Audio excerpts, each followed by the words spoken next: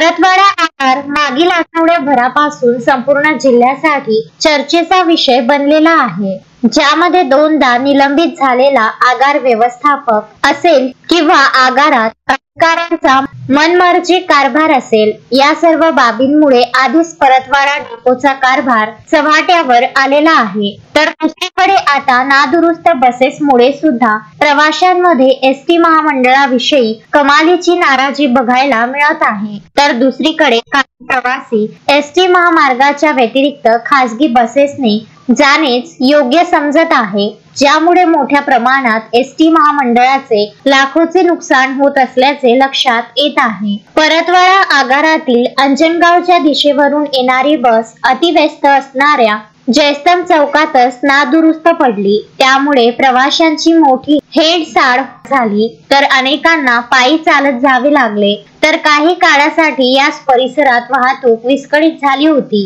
त्यामुळे पुन्हा एकदा आता एसटी महामंडळातील बसेस या नादुरुस्त असल्याचे स्पष्ट दिसत आहे. तर नादुरुस्त बसेस लवकरात लवकर दुरुस्त व्हाव्यात अशी मागणी प्रवाशांकडून होत आहे. पंकज साबू, विदर्भ न्यूज, परतवाडा.